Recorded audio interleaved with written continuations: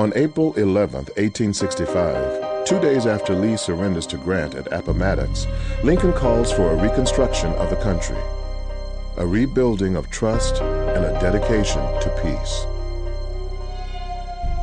Just 3 days later, Confederate sympathizer John Wilkes Booth commits what many believe to be the first act of terror by the Southern insurgency.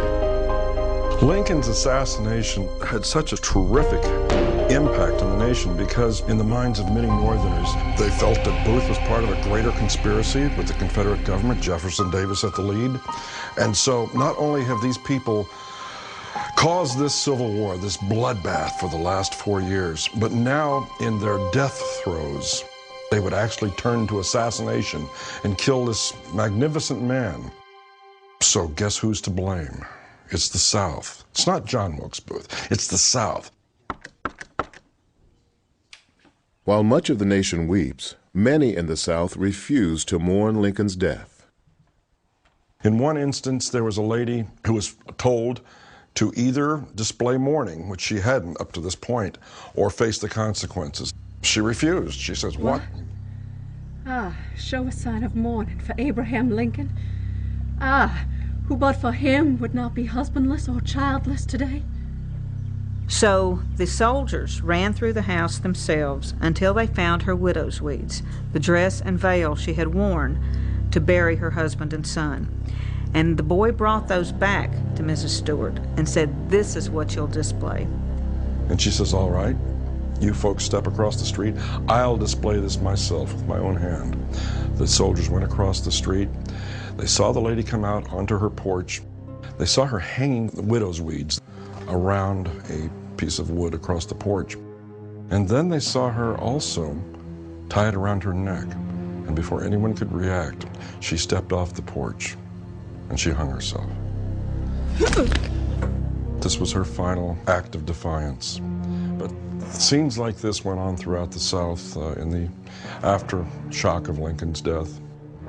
Suicide seems extreme, but many Southerners are bitter after 4 long years of war.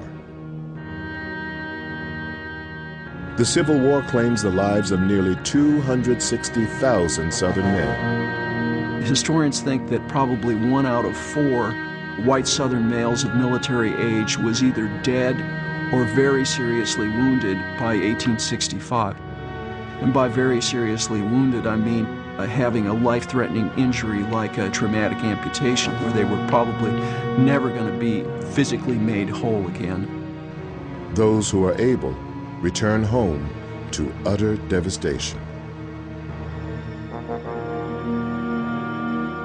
The soldiers that returned from the battlefields found their cities almost totally destroyed, many of them beyond recognition. They found trains demolished.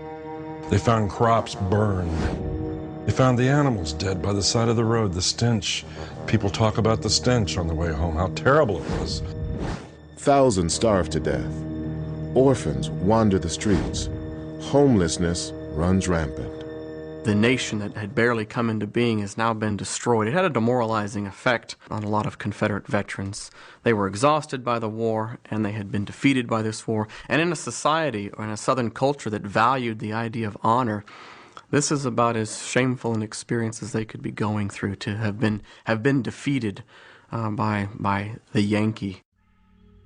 But for Southerners, what may be the most difficult part of the defeat is the social and economic cost of the loss of slavery.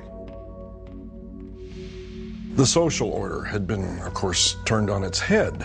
No longer were there slaves. They were free black people now, with rights and with federal bayonets to back up those rights. It was a different world.